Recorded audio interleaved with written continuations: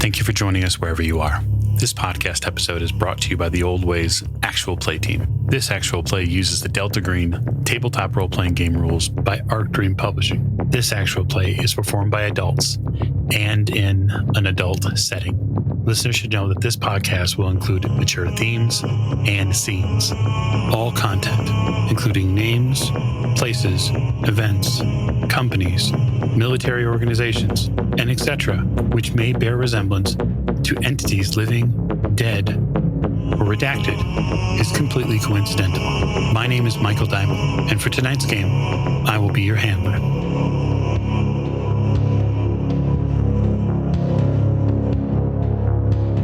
Thank you for joining us again on another episode of the Old Ways Podcast. I am your handler this evening, Michael Diamond. My pronouns are he, him, and we are back with Ocel and our investigation entitled A Volume of Secret Faces. As part of our Impossible Landscape series, we want to welcome you in and make sure that all of the padded spaces in this cell are well adjusted for you. At the top show, as we always like to do, we'd like to thank you, the listener, especially you, the Patreon supporter. You can join them and get Patreon exclusives like our God's Teeth series, which is running over on Patreon exclusively over at patreon.com/theoldwayspodcast. Subscribe to us on YouTube, where we keep a ton of playlists, plus some of our convention games, which some of these very agents have played in, including one entitled Static Protocol, which has to do with the Impossible Landscape series. And join us on Twitch. So twitch.tv/theoldwaystwitch, where you can see some of our folks here engage in both auditorily and visually as well. And now we will begin with introductions to my right.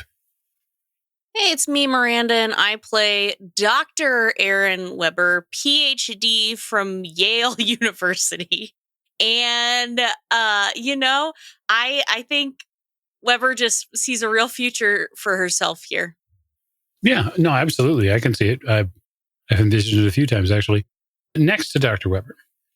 Hey, this is your friend Nate, and I'm playing Special Agent Elliot Winters. Yeah, Weber, I think you need to put the tape measure down. You don't need to be measuring these rooms to see if your couches and we're here to investigate the missing agents, not to move in. I wonder what their bird policy is. No birds, absolutely no birds, Weber. You can't go in there. Next to Agent Winters. Hi, this is Allie, and I play Director Joanne Hart. And I don't know anything about these shenanigans of Dr. Weber moving in. I just want to find these missing former Delta Green agents and be done with another fucking spooky building, because I have some sort of suspicion that that's what this is going to be, is more spooky fucking buildings. It's like what our team specializes in. What's Delta Green? I don't know. That's right. That's right. You're damn right. You have no idea what it is. Last, but certainly not least. Hi, my name is Tegan Gilbert, and I'm playing Brett Hawking. And I'm here to talk to the lovely men and women of the Dorchester house. You are. And so we will raise the curtain tonight inside the second floor and eventually third floor of the Dorchester house. So as midday has arrived and sort of passed through all of these different meetings and spaces, the agents get a tour of the second floor. So our head nurse, Esther Samagina, gives you a tour.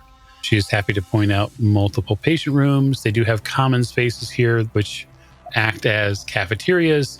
You do see a few incidents as you go, natural things which happen. So you do see someone get sighted, which is a term that the head nurse uses.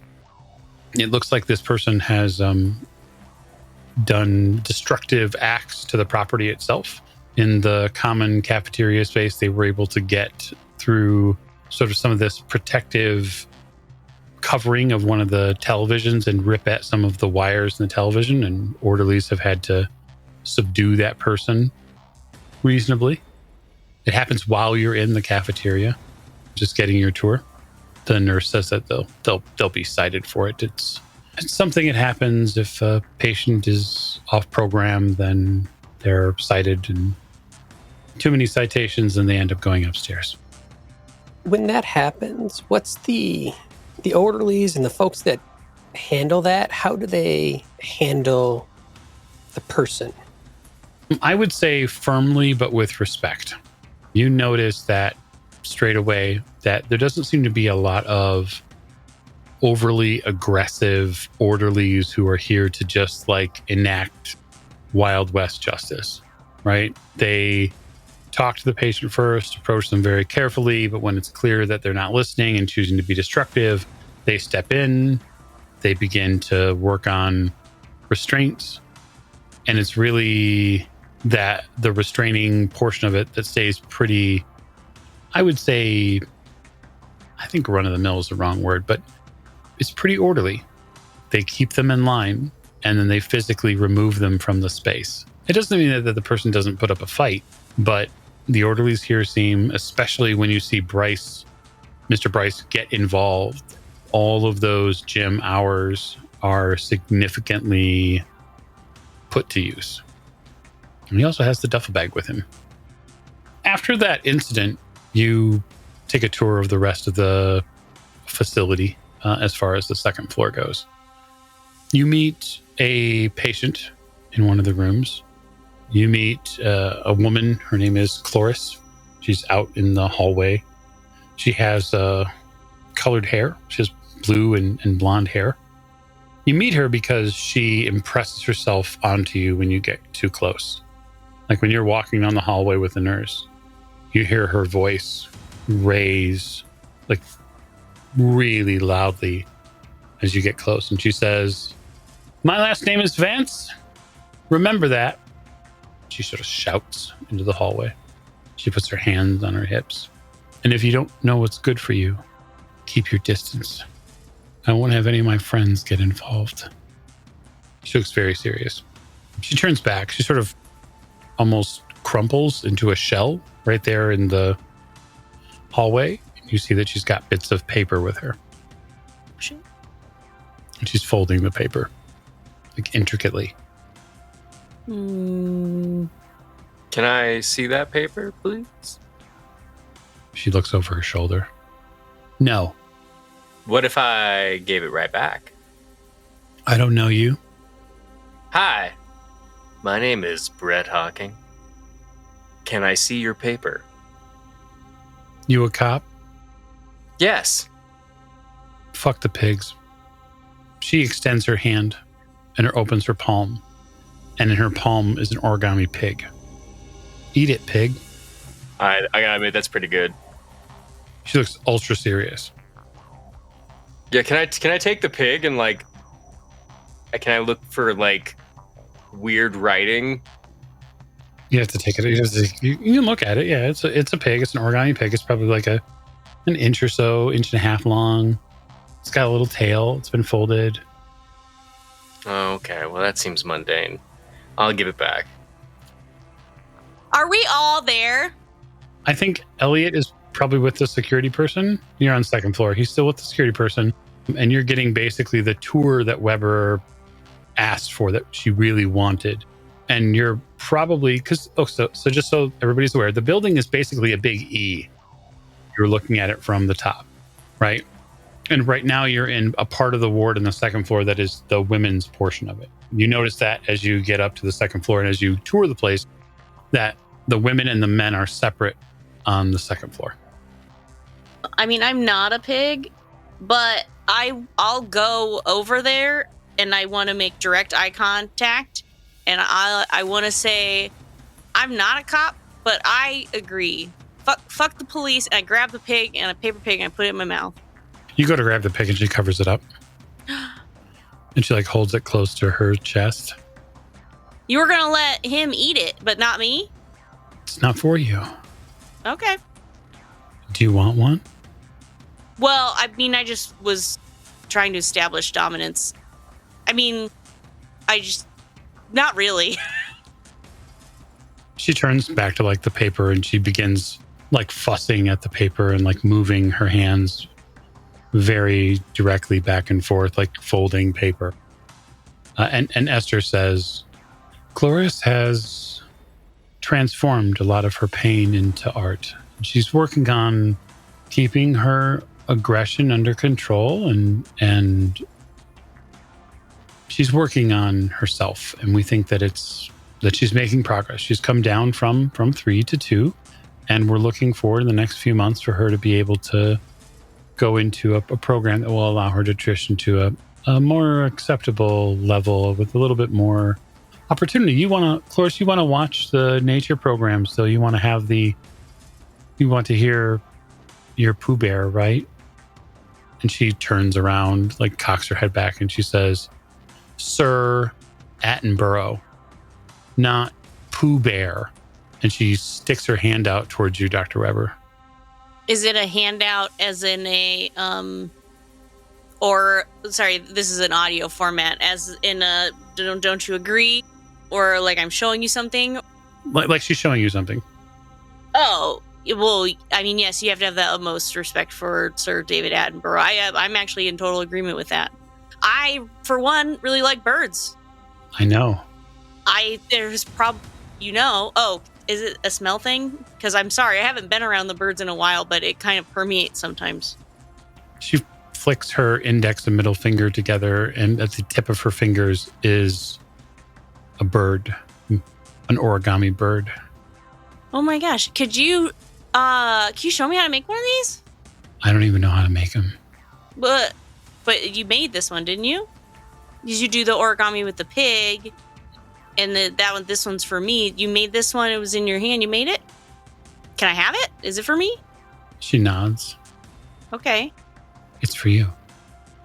Oh, thank you. I love gifts and I love birds. I take the bird. She gathers up the papers that she still has there and then runs into a room. You assume that it is hers. Mm-hmm.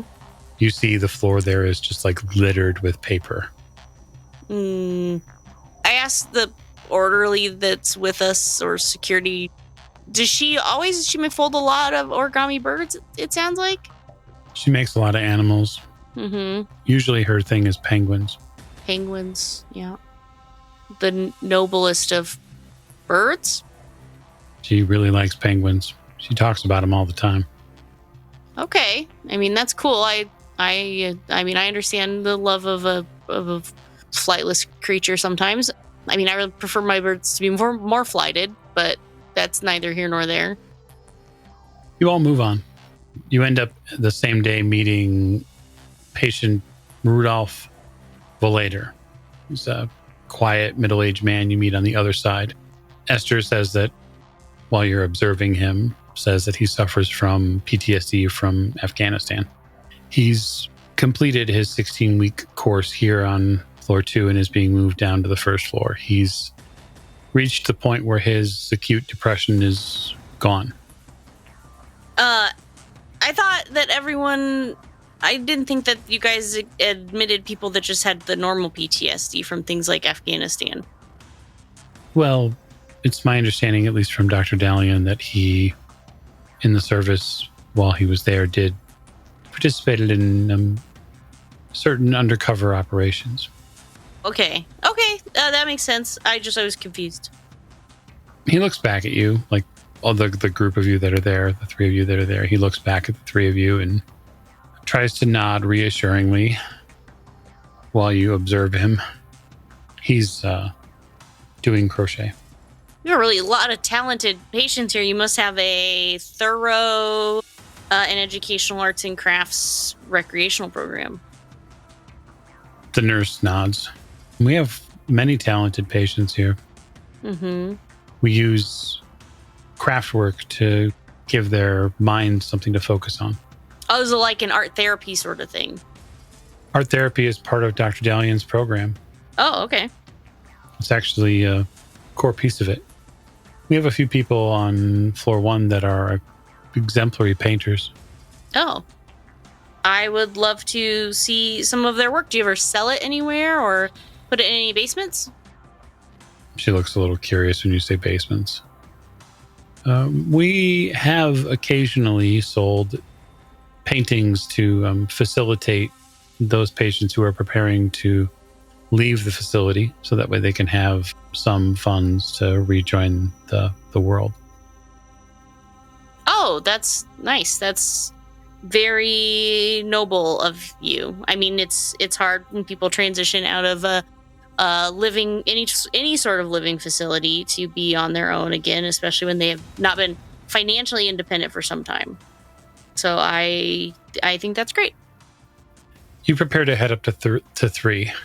As we do, we'll look in on Agent Winters, who is with our security officer on 2, that being Michael Devon.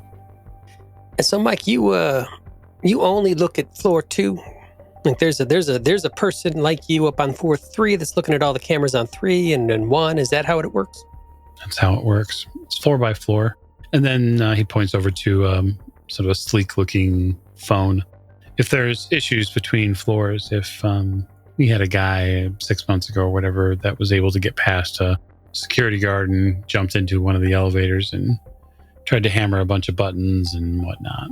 Was able to get down to 2, which is really irregular. The system, if the door is left open just the right time, could be massaged into allowing someone to get down. They had to call down here and I had to get involved. And so we met the guy at the elevator and he didn't get very far, but all of it's on camera. He sort of like types into the keyboard. You can hear it sort of clack away for a second and you watch, back in March or whatever it is, you see this patient leap into the elevator on the 3rd. He sort of wrests his way out of one of the orderly's hands and pushes a bunch of buttons inside the elevator. He's slamming on the panel and eventually pops out on 2, basically into the arms of 2 waiting orderlies and a security guard. And do you ever work 3? Or you stay on 2? I stay on 2. I don't work 3 at all. And frankly, I prefer it that way because I don't know anybody that likes working up there. What do you mean by that? Is it the folks is intense up there or dangerous? Well, we call it the pokey. He sort of smirks. It's heavily staffed. Everybody's really closely monitored. It's like, I don't know, he sort of looks to you up and down for a second. He goes, maybe you've seen some action? Yeah, seen a little. Okay. So yeah, imagine, you're out having to be eyes up all the time. Mm-hmm. It's a little, it'll wear on you after a while. Yeah, I've been in that situation. How many shifts you run here then? Just 3. Okay. Sometimes they'll do a split on the weekends if somebody's got to be away, but benefits are real good and pays real good. And so guys like to do what they can to pull up the overtime, That makes sense. You've been here a while then? Yeah, I've been here 3.5 years. Up on 3, is it the same? Like they got folks that have been there for a while? Any new folks up on 3? Workers, I mean. No, we haven't seen anybody new on 3 in some time. Dallan's real particular about the folks he lets into the facility. And that is anybody from the nurses to the staff. He's real particular about people he lets in. Oh, yeah, he seems like a very particular guy. I sort of want to poke a little button there and see what Michael might think. Is this like, oh yeah, I respect the boss man. Oh, I hate this boss. I'm like, see if I can get a vibe off what he might think of Dallan. And I'm just going to make a couple statements that are sort of neutral and could be taken either way.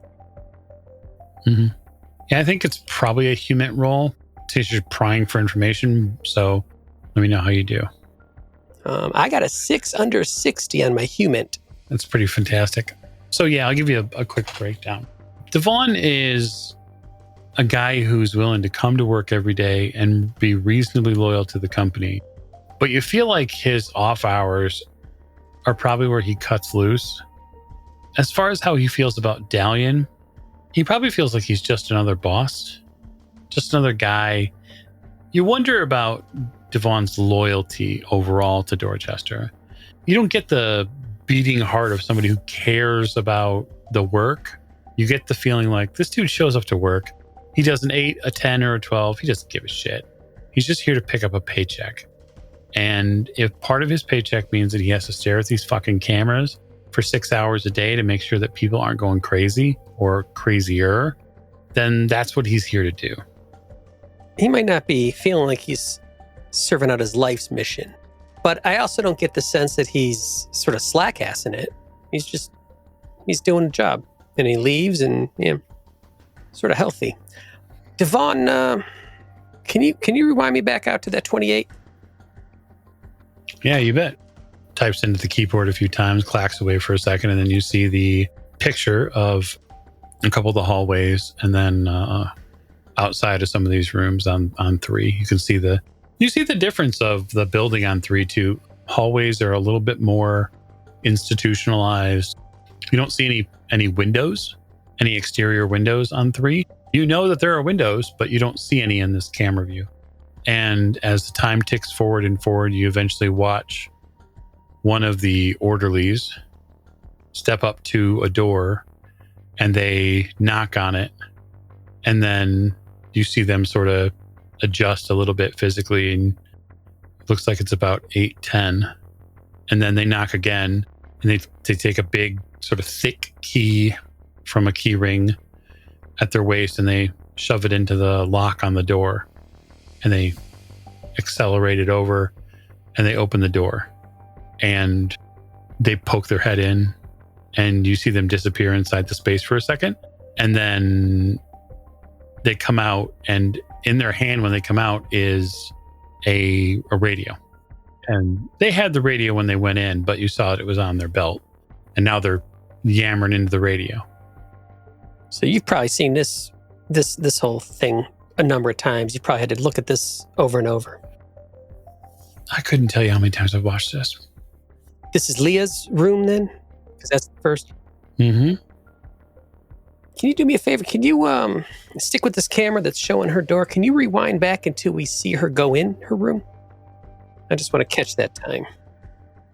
He types it in, and you see probably just after 6:15, you see a relatively lithe woman who, I think the easiest way to say this for air is to say that she's entering her room sans clothes. Now, wait.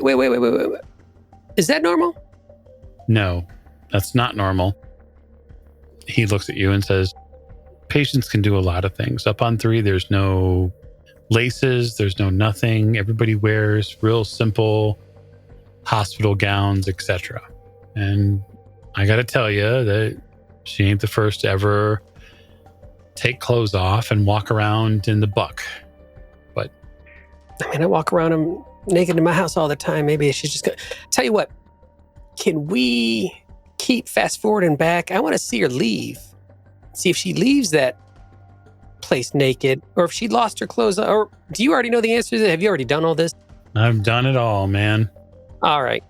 Tell me about it while you're doing it. He types into the keyboard. You can see that he's adjusting the time and the date. He goes to a different camera, and he goes to about 4:15 or so. And he says, this is her in the cafeteria beforehand. And that is the orderly that she's talking to. And then you see that the cafeteria there is separated by plexiglass. And you see on the other side of the plexiglass, there is a man who's sitting watching her, and he seems to be mouthing words at her. And who is that? That's an orderly that works here, right, Michael? No. This is Whist. He points and taps on the monitor. This fucker, he is bad news. Wait, Whist? I thought I heard that name. He's a patient. He's a patient? I thought he was like an arts and crafts guy. No. He's been up on 3 for about a year, and he's got memory issues. Up on here, on 2nd, and up on 3rd, everything is split. Everything. Women, men, split. And if you're something in between, they pick a place for you. So Whist has this thing where he'll eyeball somebody, and he'll talk about writing them down in his book. And he'll talk, and he'll talk, and he'll talk. And he won't shut the fuck up. And sometimes it aggravates people, and sometimes it doesn't. And you watch on camera as Devon is explaining this. And as he's explaining this, you watch her get like upset, like visibly, physically upset. And she's standing up. She's not eating anymore. And then she's pointing at Whist. And then she's giving him the bird and everything else like that. And all Whis seems to do is just get a laugh out of it. He just keeps laughing and laughing, and he's jotting notes down in this book. And she gets irate, like physically red, and then she starts stripping out of her clothes and like throwing them on the ground in frustration. Orderlies come in, and she, seemingly not fights them off, but she wriggles out. She's a lithe little thing, and she's, probably made of quicksilver given her weight. And then she stalks out of the room. And that's when you watch, and Devon goes to the camera next and watches her go.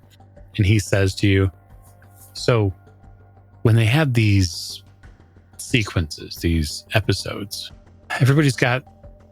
they all get into rhythm. They all do certain things. They know that she's going back to her room. You watch the orderlies follow after her. They've picked up her clothes, and she gets into her room and she slams the door shut. And the orderlies go to her door and they open and they toss her clothes in. And then the clock just sort of cycles by, the time clock. Now, you may not know this, but is that a thing that she did? Like, is stripping down, is that a thing that she does, or is that a first-time thing for her? No, she's done it before. Okay, so that's not the first time.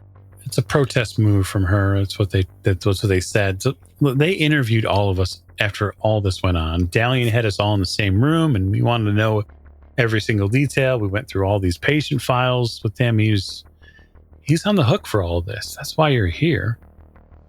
Mm-hmm. Yep. Let me ask you a funny question. With the cameras and such, could you track West through the day? Did he talk to all these folks that disappeared by chance? We've looked into it. I've got him confirmed talking to 2 or 3 of them, but not all of them. Listen, not everybody likes West. He's got a real particular sort of set of people that he'd talk to, and not everybody's his, friend. Target. Sounds like a target. Yeah, well, call it what you want, but he might talk to people. He might write names in book. He might get somebody pissed off enough to rip their clothes off, but I don't think he can disappear them out of a building. Yeah. But if you accept the fact that 4 people disappeared out of a building, which is impossible, then you can't discount until you know what happened, any of the weirdness that might have led to that impossible act. And it sure makes more sense to me that 1 person did it to 4 than 4 people on their own did it same day, same time, separate. You know what I'm saying? Something links these 4 together. He nods. You're probably right. You did all this research and stuff too. Did they ever come together that day and talk to each other? No. Ever since those 4 have come in, they've kept to themselves. It's almost like they didn't want to be near one another. So they came in as a group, but once they came into the facility, they did not interact with each other.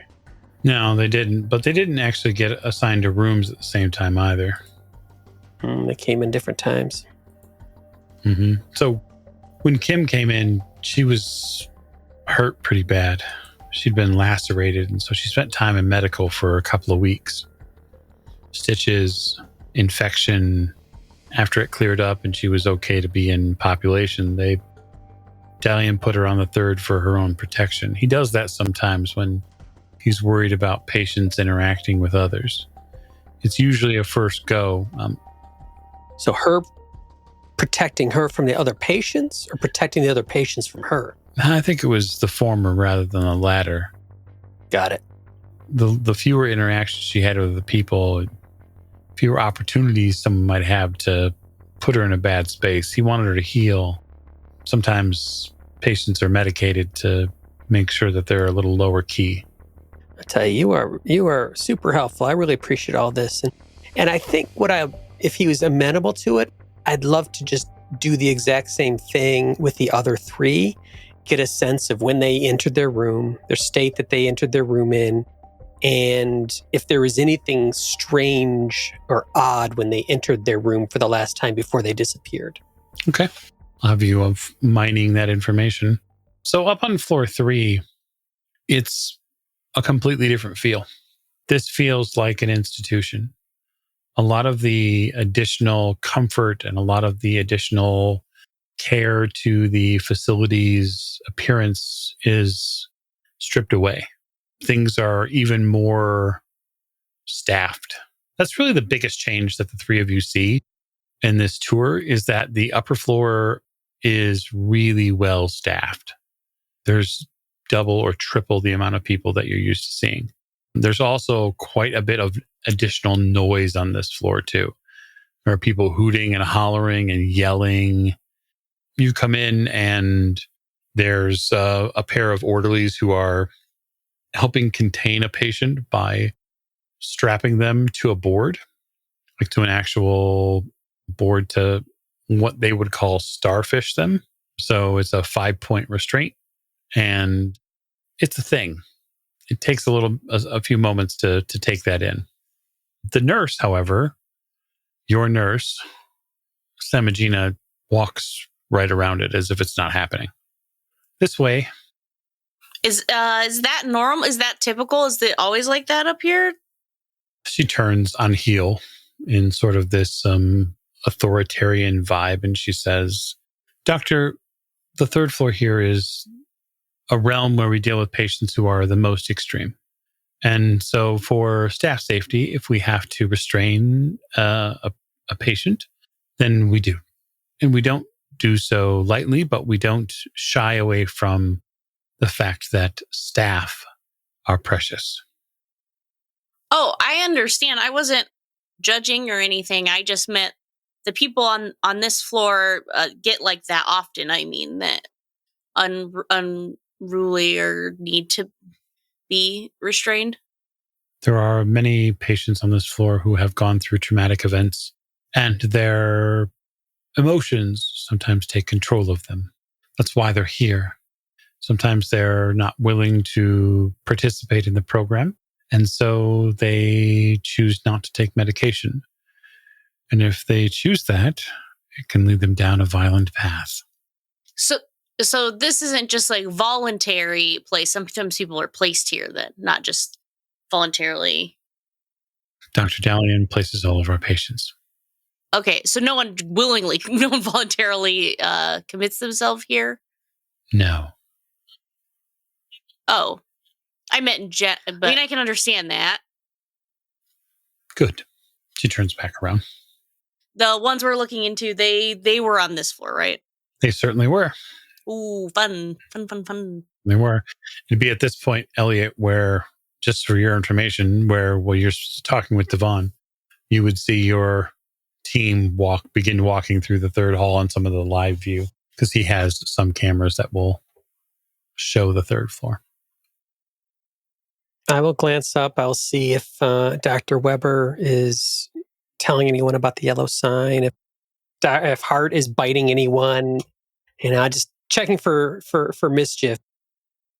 You all are led through the third floor, and it is a very interesting experience as you get started.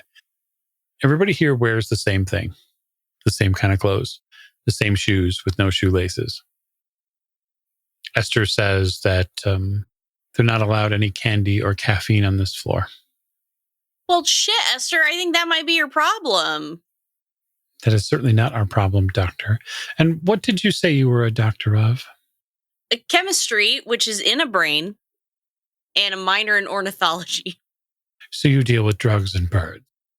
Chemicals in birds. I don't call them drugs I don't think they're technically a drug until they are intended or to enter the human body. They're not drugs if they aren't drugging something. So just chemicals, mostly like radioactive chemicals. But sometimes those are drugs, and birds. She seemed to regard you a little differently now. Oh, good. I understand you wanted to speak with one of our patients here. Oh, I mean, I didn't. Well, I can. I think that my companions that are with me right now, standing on either side of me, wanted to speak to some people that were maybe neighbors to or roommates with. This doesn't feel like the kind of floor where people have roommates. I was mostly here to see the facilities and understand what yard time looked like and if there was any outdoor activities or a pool. There are no outdoor activities. There is no pool here. Okay.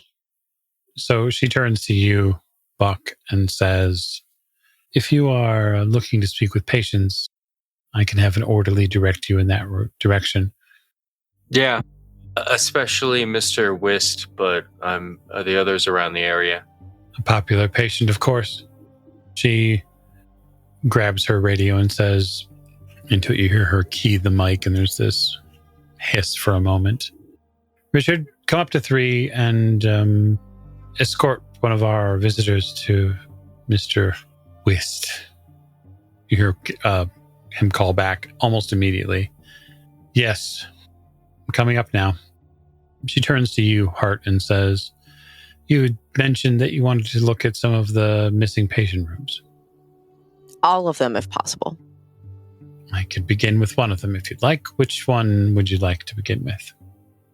I would like to begin with Leah Mack's room, as she was the first one discovered to not be present. I want to go in order of the people as they went missing. Where the message was made. Yeah. She nods. She turns back to you, Weber. Samuel, our orderly here, will stay with you. Oh, is there, you didn't show us everything. I was hoping to it doesn't have to be just these 2 floors, anything that patients usually have access to or don't have access. I'm just trying to get a lay of the land, because if they got out of here, they had to have gotten out somehow. I don't know if they have any posters on their wall that they could have maybe dug a route out in or something. This isn't the Shawshank Redemption. Well, I know I'm just making a vague reference, but the point stands that they had to get out somehow, unless they turned invisible, which is silly and not possible. I'll send someone up from building automation and maintenance. Perhaps you can look over some blueprints. Oh, that'd be perfect. Thank you. She turns and heads with you, Hart, down the hallway. Okay. As she heads down the hallway, you almost hear her tisk something. She makes this sound with her mouth, like a disapproving sound. She gets back on the mic on the hand radio and says, Gail, these hallways still have some trace elements that need to be cleaned up here. On 3, main hallway, just after the break. See to it. You hear a deeper female voice acknowledge it and say, I'll be up shortly to clean it up. Trace elements of what? She looks at you. Watch your step. You look on the floor and you see that there's fluid on the floor. It's a strange spray pattern. Does it look like blood? It doesn't. It's clear. It's clear. You walk down a long hallway until you get towards the end of one of the main spaces, and she turns and takes a key out and opens up one of these heavier doors to the patient room. She says, here you are, Miss Mack's room. Is it like an automated light, or is it like a light switch on the outside? No. So the thing that's important to remember about psychiatric facilities, and you might not know this, but you may know this, but for our listeners, it's important to understand that everything here is designed to be anti-ligature. Everything. And so there are no sharp surfaces. There are no switches, because if you had switches on a wall and they were surface mount switches, they would have to have boxes to mount the switch to. And if they had boxes, then it could be something someone could damage themselves with intentionally. And so everything here is designed so that way there are no rough or sharp edges on anything. And so you don't see a light switch. When you walk in, the lights turn on. So it's motion sensor.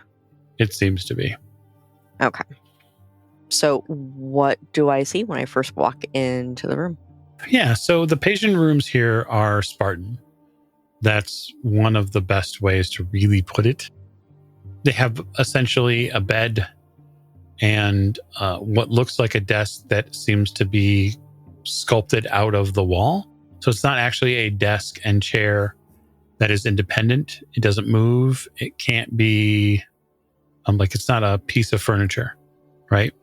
It's as if the portion of the wall was made to have a chair and a desk at it. And by desk, I mean that there is a surface, not something you can put anything in. On the wall, you see the picture that, or the live version of the picture that was taken, that was given to you by your contact at the meeting. The message about Abigail. You see on the wall, it says, Abigail Wright has gone to sea, across the walks to rescue me in a ship both tall and fine. She rounds the corner, marking time.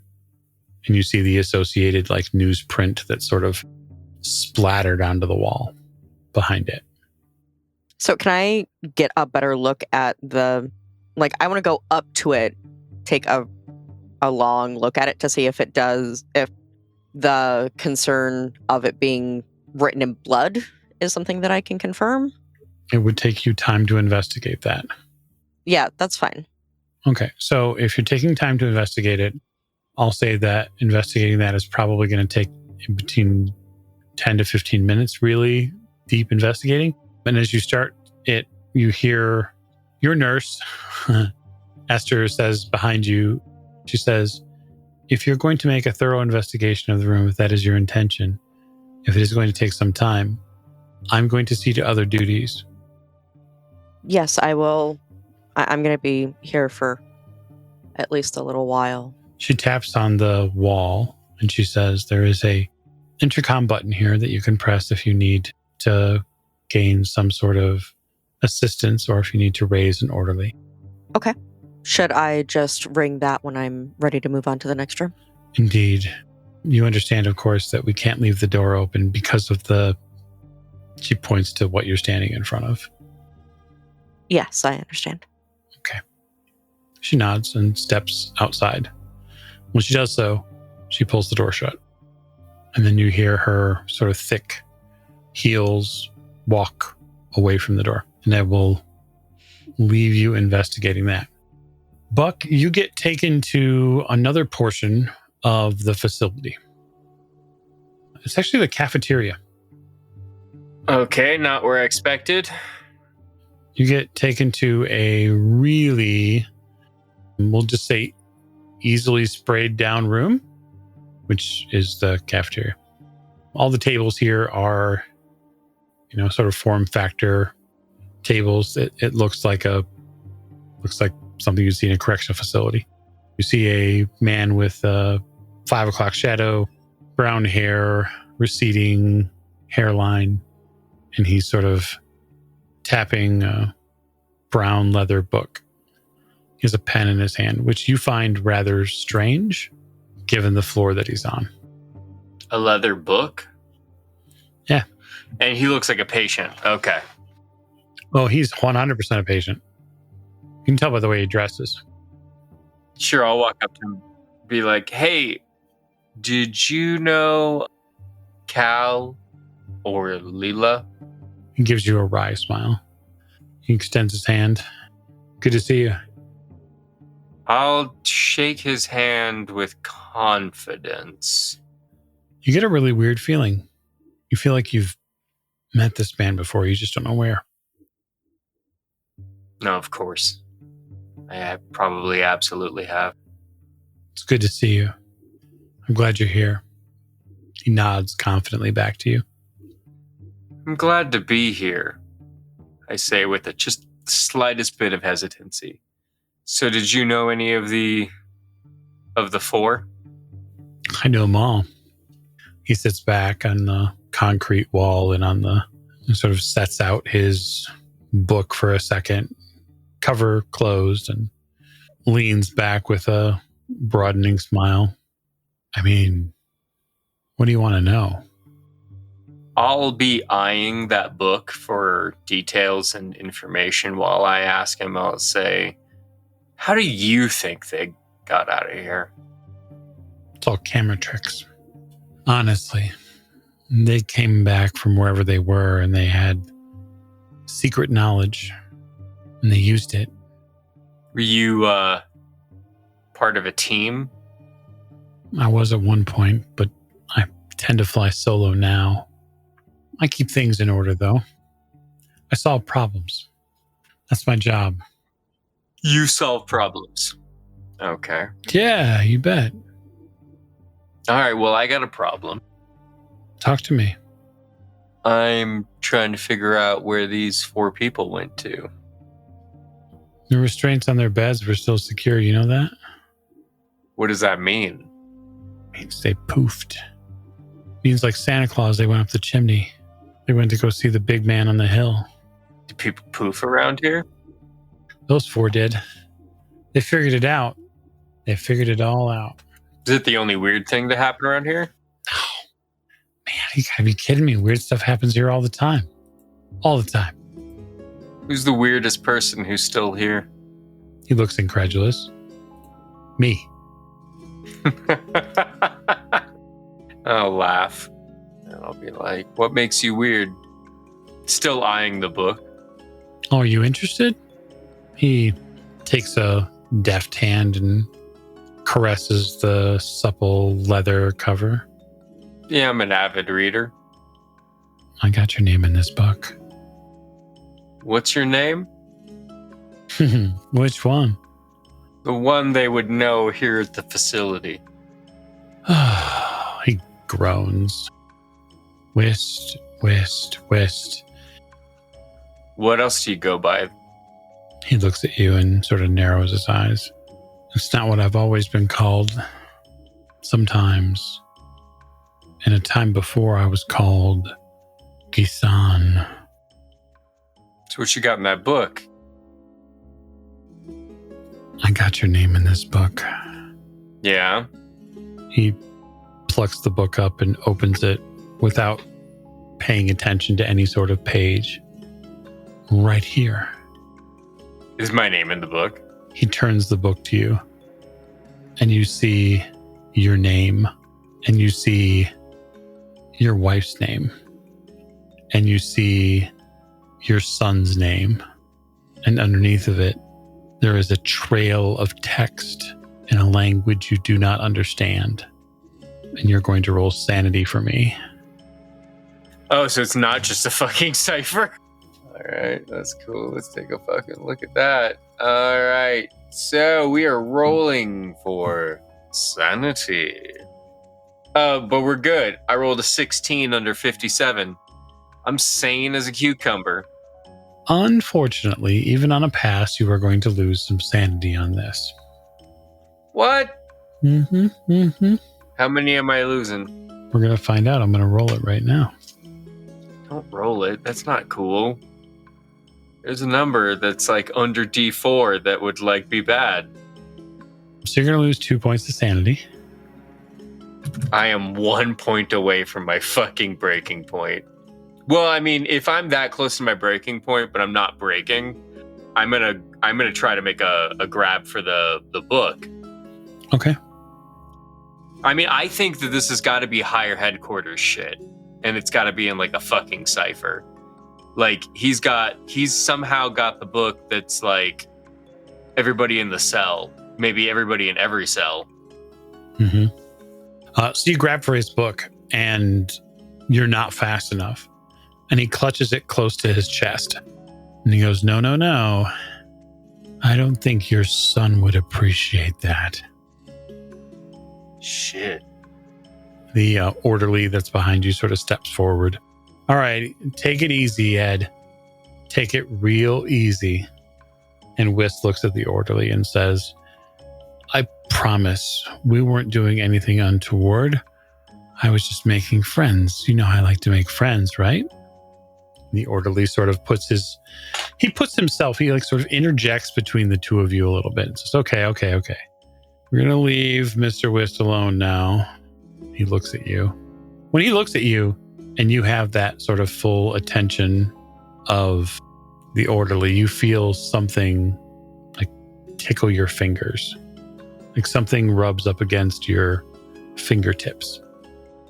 Okay, what's It feels like paper. All right, I'll take a look at it. Wait, no, hold on. I'll put that in my pocket. Okay. Hey, I gotta take a piss. The orderly nods, and this way I'll show you to it.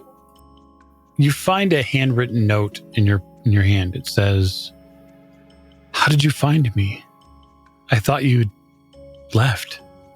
In any case, they're still here at night." Left? Like left the organization? I mean, it's been a long fucking time since we've done an opera. Left the fucking facility? And I do not like they're still here at night.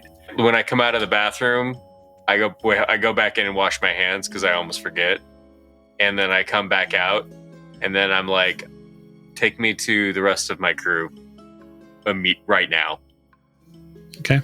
The orderly begins to walk you back. Weber, you get a long and somewhat dry meeting with a building maintenance guy who is super helpful, and he actually reminds you an awful lot of someone you know quite well. He's super helpful. He's warm and endearing.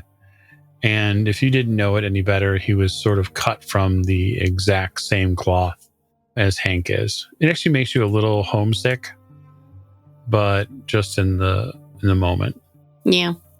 I do kind of want to ask my new endearing friend that reminds me of my husband, which makes me both reminiscent, but also and homesick, but also like kind of disappointed because this place is kind of weird, but it has a facade of being really nice, which is kind of what I want to convey to him with everything here seems really clean and orderly and well taken care of, but knowing any of these facilities, I mean, things happen, things break, things they aren't always this put together. It feels like there's a nice candy coating on top of something that maybe isn't chocolate. And sorry, they were saying no candy inside, and that's really stuck in my brain on the third floor. But that maybe there's something like a raisin inside instead of chocolate. That'd be gross. And so I'm just wondering if you see everything around here, maintenance. You guys are the lifeblood of any operation, and so you see everything. You know all the secrets. It can't be as nice as what they're making it out to be, is it?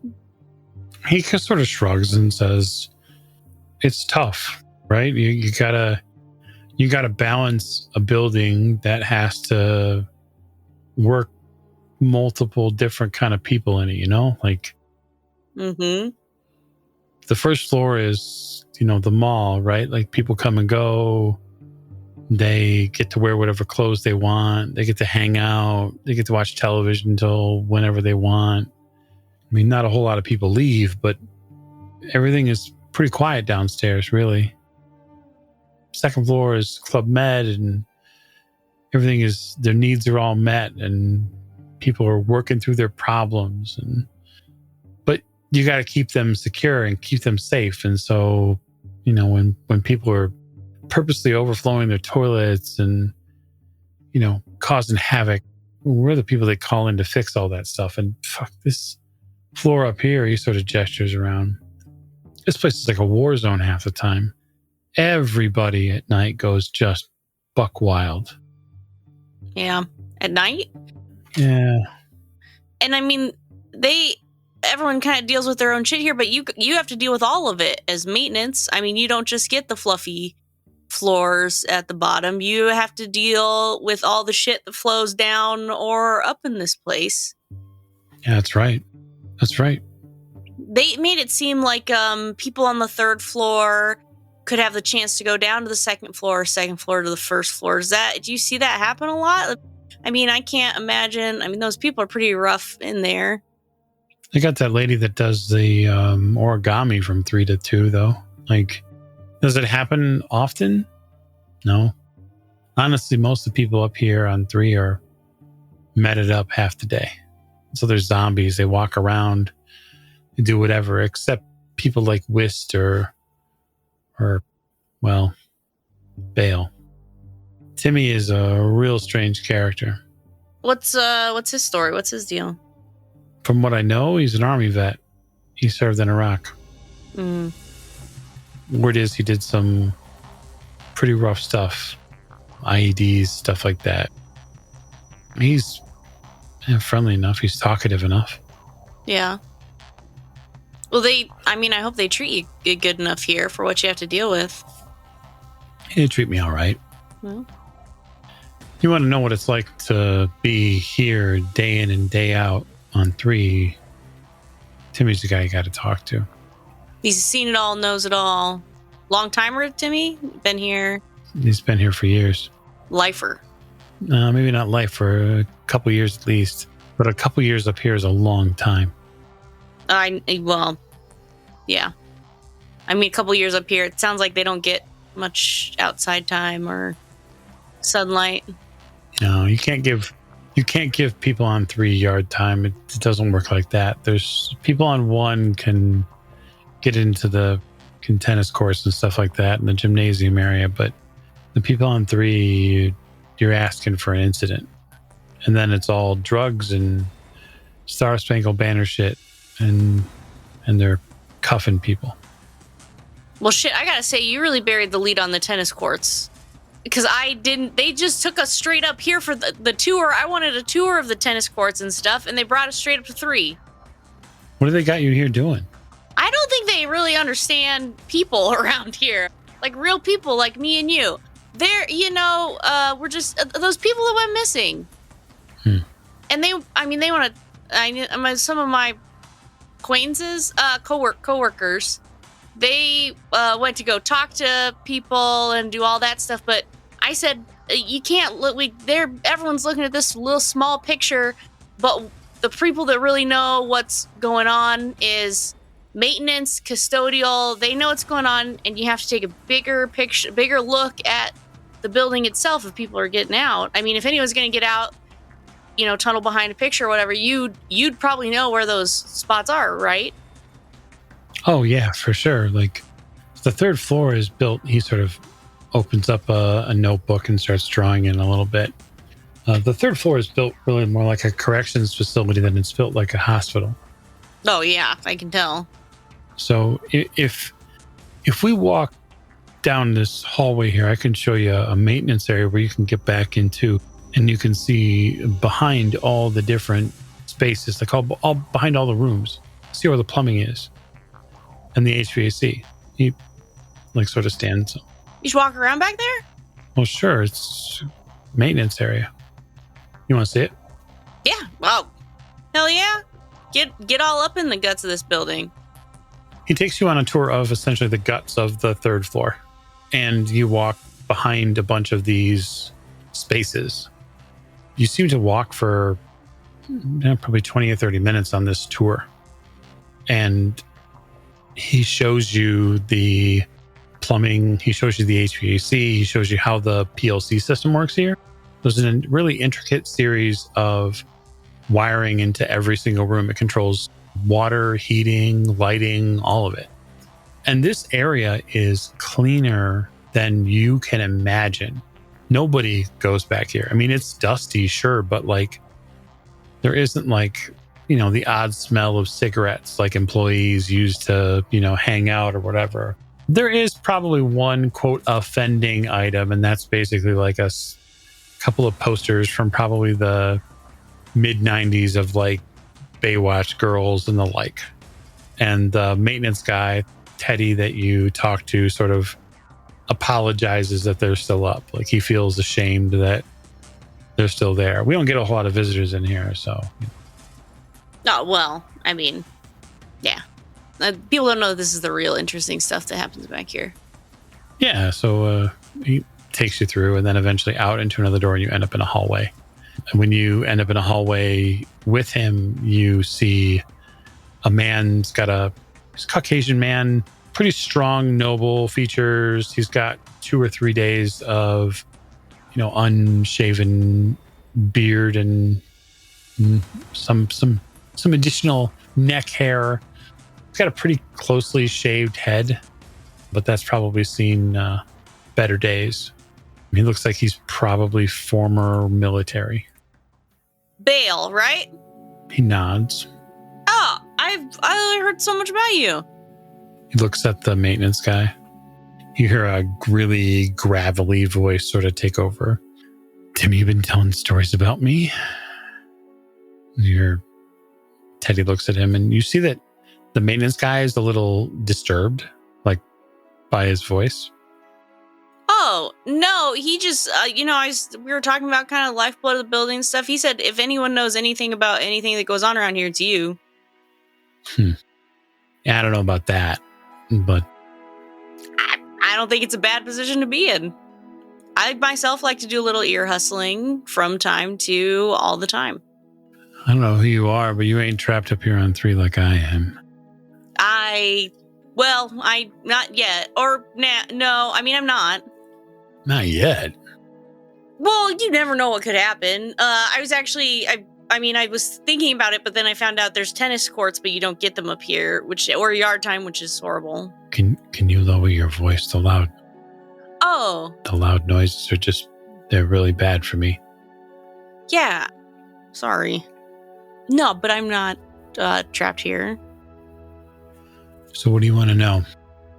Myself and my coworkers are looking into the people that went missing. I think that maybe approaching it as it's obviously not an open and closed case. Obviously, probably some weird shit with whatever, because it seems like they were ghosts when they left and no one knows. And then people keep talking about the night, and buildings send you letters, which is a weird thing to say, because not here, because I don't think you get mail. But my friend, the maintenance guy, he said that, like, you've been here a while, and so you probably have seen more than anybody. So, what I was asking is, because this place looks too nice and too clean, and like they're on too tight of a ship. And usually when that's the case, as an outward appearance, then they aren't telling you things that they don't want anyone to know, obviously.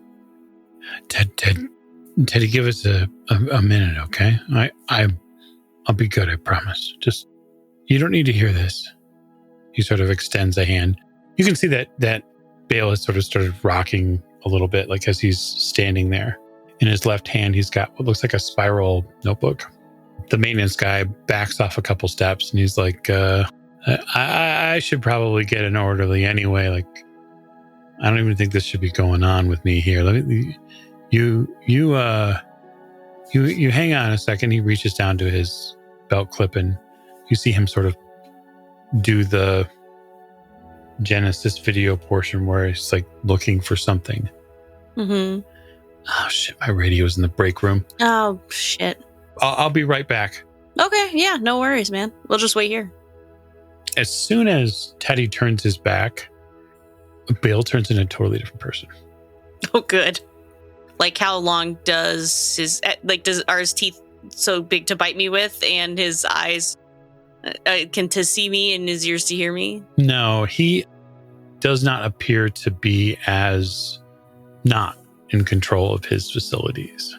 Like, the rocking stops immediately. He stands up straight, and you then suddenly realize how tall Timothy is.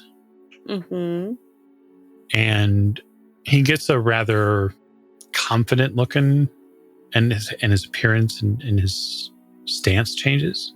Mm-hmm. I spoke to him. To the people that went missing or whatever? Yeah. Well, I'd imagine. I mean, you've been here a while, so. They're gone, but they'll be back. Oh, well, that's something at least. Where'd they go? Not out. They don't exist right now. Well, because they're dead? It's a little hard to explain. I've been seeing these patterns. I've been trying to write them down. He sort of opens up his notebook, and you see insanity inside this notebook. Mm-hmm. You see scrawled in red ink this litany of levers and pictures with people's names on them. These almost Machiavellian levels of wheels within wheels about who turns what and what does what. And there's all these strange names inside this book. And he says, I can move these levers and make people do what I need them to. Oh, go ahead. Sorry, Tim. It's Timothy, he says very, very confidently. Can you can manipulate people, but can you manipulate places? Like, can you make a place that doesn't exist all the time, but maybe sometimes sends you mail come back or go away? He looks at you for a moment as if as what you said sounds crazy. Is what I say to him. I say, same team. People are one thing, but places is a whole nother thing. I apparently specialize in places more so than people. I don't really do well with people. Places seem to like me. So, but are you the place that's manipulating people? No, that's weird. That wouldn't be a thing. But do you know Stephen P. Curson? I don't think that I do. He looks over the scrawled notes. Am I supposed to know Stephen by now? I think one of you does. One of us knows Stephen, but I'm not the one. He looks back at his book. I don't know, it's strange. This whole place has gotten a little weirder. There's people around at night. They walk around in silver robes and white masks. They make a shitload of fucking noise and I can't sleep. Do you know where they come from? Are there stairs?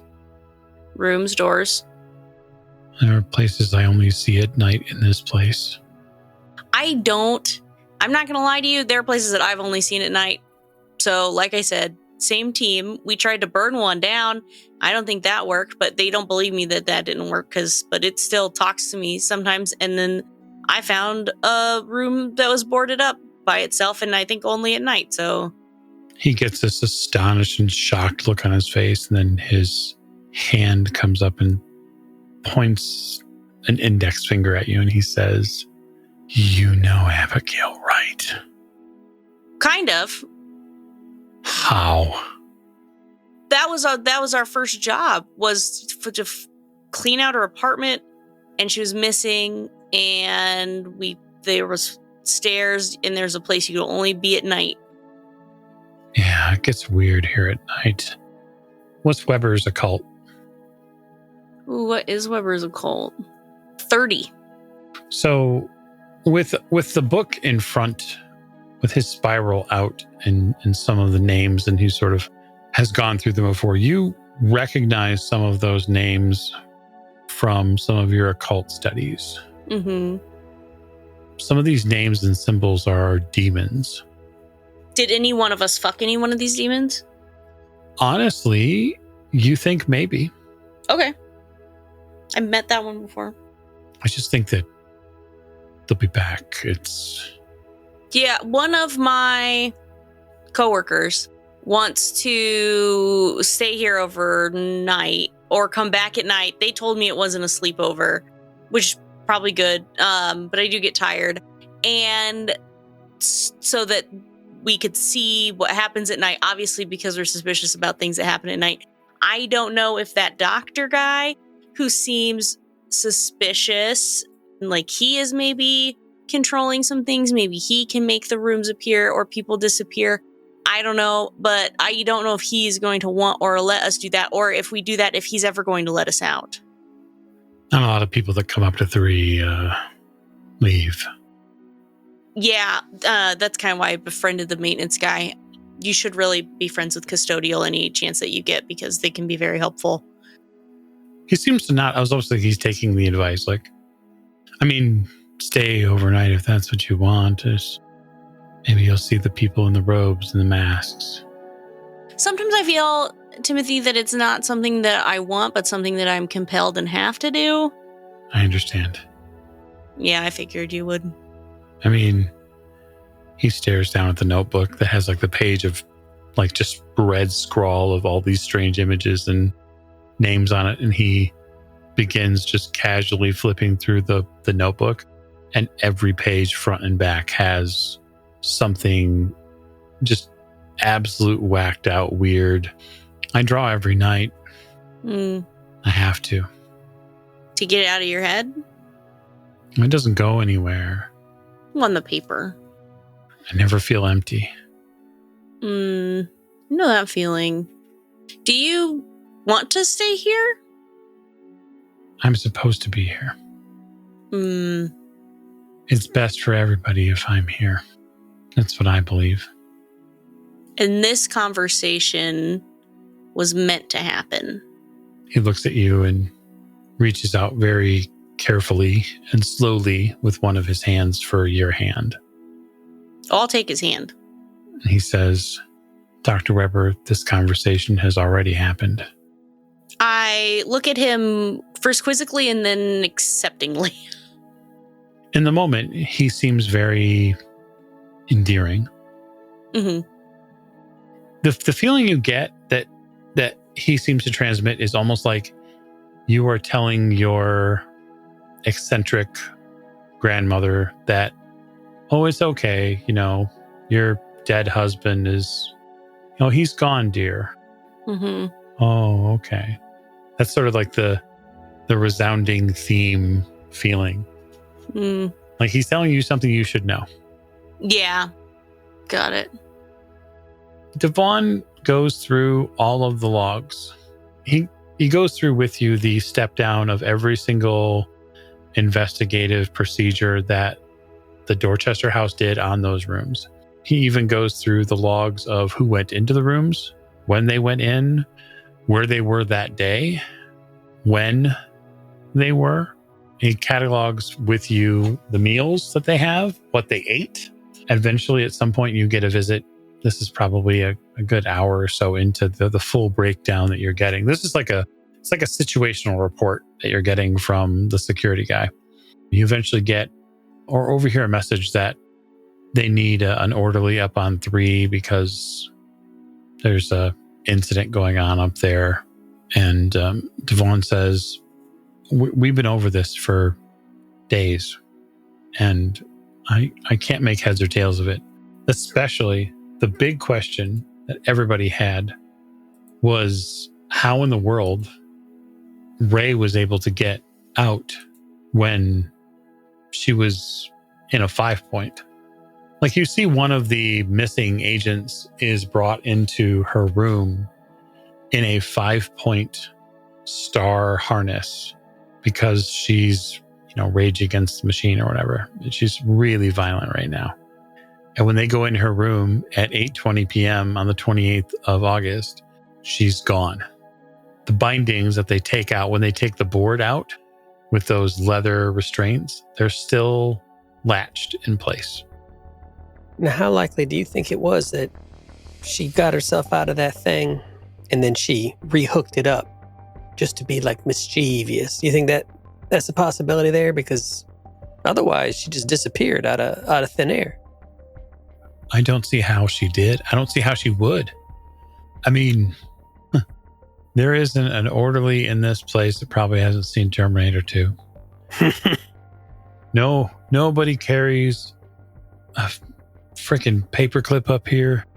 Nobody gives people anything they could possibly use to get out of these harnesses. Now, back a couple years ago, we did have somebody up here who was doing stuff they shouldn't have, and we made sure that they don't work here anymore. That happens sometimes in this profession. People come in sheep's clothing and they're not who they say they are. I've heard that's not uncommon in this profession, unfortunately. No, not here. And it also happens. Same thing happens in retirement homes. Elder abuse happens all the time because people get tired of working for people who are abusive. It's not like the people up on 3 are hard to deal with. Mm-hmm. I mean, you got somebody up there like Whist, who's just a son of a bitch, who will needle you. And he somehow has a way of finding out all sorts of bullshit about your family. I think he has somehow found a way to get onto the internet. He's read people's family histories to them directly, as if he knew them. Is it just patients, or does it do with the staff as well? He did it with a staff member once, one of the orderlies. He did it with Bryce. I saw Bryce. Bryce is a big dude. How'd Bryce take it? Not well. We had to pull Bryce off of him. That brings up an interesting point. You mentioned not even a paperclip. And you mentioned, could you just do, I know it's been so Do me a favor, rewind back to when you was showing me Leah in the cafeteria talking to Weiss. Just humor me for a second. Yeah, he winds it back. And look, when you zoom. I don't know if you can zoom in or whatever. He's holding a pen or a pencil there. How in the hell is he holding a pen up on that secured ward? That's a deadly weapon. Dallan gives him a pencil. So, around about a year and a half ago, they tried to take Wist's pencil away from him. And he becomes, I think insufferable is the biggest way. And so as part of his treatment plan, he's allowed this pencil to write in his book, and it keeps him calm. And he's never made a fuss about it with anybody. He's never hurt anybody with it. He loves to write in that damn book. And no one's tried to steal it from him? I think people have tried. I think Bale tried once or twice, but Timmy's got his own problems. Listen, it's getting close to, he looks down at his watch. You see that it's about 5:30. It's getting pretty late now for y'all, isn't it? Not really, but it's probably getting pretty late for you. And I really appreciate you spending the whole damn day with me. I know that wasn't part of your plan. If you could humor me for one more second. Sure. We've been looking at all this stuff. You've been looking at all trying to figure it out, and we've just rehashed all sorts of old ground that I know that you've already covered. Have you done a look at this from the other way? Not these four, but have you looked at what's happened with the other patients maybe that day that was different? Have you looked at the gaps, or maybe the holes? So we've been focusing on these four that are missing, but like I said, there's got to be something that connects them. There's got to be something that ties this all together. And I don't know if it's Wist. I don't know if it's, did someone else not leave their room that they usually do, or did someone else not do their treatment like they stuff like that? Did you do we call it a negative space analysis in my business. I don't know what you would call it here, but do you do anything like that? He sort of screws his features up when you say negative space analysis. I mean, we looked at a lot of different patients. Dallan had me look a few days ago he looks around and says, he had me look at staff, all the RNs, all the orderlies, track all their movements. I didn't find a ton of stuff, although he sort of sighs. I started to wonder what might be in Bryce's bag. He carries that fucking thing around with him all the time now. I saw that duffel. Yeah, is that not issued by the facility? No, it's not. He says it's gym clothes and he keeps it on him and whatnot. And Samagina doesn't care. And as head nurse, she calls the shots and that sort of thing. And so people, just sort of smile and nod and move on with their day. He says that it's got work-related stuff in it. And he's passed it through the metal detectors and all that. There's been no issue. And so... But wait, they don't search it downstairs? Oh, they do. They do. They're not just going to let him in here with a bag, but... Yeah. But so presumably they know what's in it. Yeah, staff are trusted, though, so at least to a point. To a point. Is that a new thing he's just started carrying around at some point? Been a few months. Was he carrying it before August 28th? Yeah. Yeah. He nods. He seems to try to be confident himself about it. Pull up maybe, I don't know, August 21st up on the screen. Let's just go find Bryce real fast, see if... He types it in. You see Bryce walking around first floor and then eventually second floor, and you see him do his quote-unquote job. And he's got his bag? Yeah, he has his bag with him. Okay. Elliot, I'm going to give you I'll give you two options. You can give me what your computer's skills. Oh, I'm good at that. I know you are. 70. Yeah, I think computers, and then what's your search? Oh, I think they're both 70. Okay. While you are watching Bryce, you realize throughout the day that he mumbles to himself. He talks to himself. And as you watch him for an extended period of time, You realize that he is talking to the duffel bag. Does Davina catch this? Doesn't seem to. Doesn't seem to. Sort of a sensitive question. You all go through sort of probably your own psychoanalysis before being allowed to work here, right? Oh, yeah. Not only before, but during. It's yearly. None of these cameras are not. You don't get sound. It's just we just get the video. Right. Except in the cafeteria where we do get sound. Really?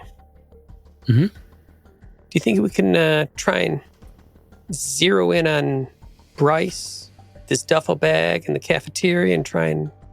Or is it just going to be a big old mumble jumble of voices? Well, we might be able to get him cleaning up after somebody. He types into the system and he begins following him around. He tags Bryce like as an object on the system, and then he begins to filter for that. Good tech. That's a high value system in this year. It takes a little while, again, but they do eventually spin up a instance where Bryce is in the cafeteria. Looks like on 2 after people have left, and you see him looking down there, and he clicks on an icon for the sound, and you hear Bryce say, "What do you think we should do today?" And you hear a little girl's voice say, "We should make sure they're all safe in their places, Richie." And Bryce nods at the bag. Okay. Devon looks at you and goes, "Nothing. Didn't hear it." Yeah, you didn't hear anything? No, Mike's probably too far away. And I will say, yeah, I didn't hear anything either. Weird. You know what? It's been wonderful. Here, let me get you my card, just in case. We're trying to help, trying to find these folks. But I think I need to find the rest of my team real quick. Alrighty. You sit up, and as you sort of prepare yourself, you realize that all this work has definitely taken some time out of your legs and your knees. You sort of stand up and you realize, oh man, I haven't stand up in a while. Gotta stretch. Feel a little bit better. Director Hart, a full search of this room, which does take some time, paints a pretty compelling picture. That picture is written in blood on the wall. The message, although not written in a sense that you can truly understand, was written about Abigail and about what Miss Wright may or may not be doing. You do not find anything other than trace amounts of blood on the wall. The newspaper that adorns the wall nearby offers a shuddering insight into what subjects it speaks of. You read in fascination and then terror as a story in the New York Post and the Boston Herald and the New York Times unfolds about a building which exploded in New York in 1995 and the nearby people who were hurt. And then you read about urban renewal in another piece of newspaper, about a plot of land that just somehow can't seem to be sold. And so the land goes unused. A community garden is built there, and it dies within 3 months. And before you know it, the door to this room opens, and Dr. Dallan is standing in the doorway. At 2 meters tall, he's impressively large. His glasses, his face, all show deep concern. Yes, Doctor? He says, "Did you find what you were looking for in here?" I don't know. The room has been searched thoroughly. So is there a window, like, in the room? No. Okay. I'm going to pull out my phone and check what time it is. You pull out your phone and you see that it's 6:15. I've been in here for hours? Seems that way. You've covered every inch of the room at this point. You've covered every angle. You spent time being fascinated by the newspaper on the wall, which covers a large section here. It was fascinating to read about your exploits through the public paper.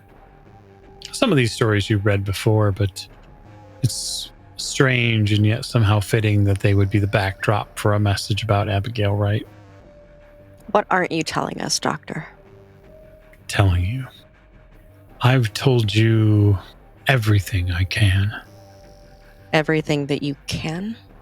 So there's things that you haven't told me. Yes. And why are you not allowed to mention more? You know who we are, what my team does, what we're meant to do. So who's telling you not to tell us more? I think it's far more complex than that. Life is either a daring adventure or nothing at all. And in this adventure, you're going to need to explore, just as our patients have. They explore themselves. They explore what life means in this loop. You're going to have to find it. You're going to have to look. He takes a sort of grand step back. And as he does so, his 6-foot+ frame steps through the doorway. I wish you the best of luck, Agent Hart. And he shuts the door. Yeah. And that is where we'll call this episode to a close. So thank you so much for joining us on this episode of Delta Green, a volume of Secret Faces. And as the world we know sunsets and one dawns eternal now, we look forward to the next time we play. Thank you and good night.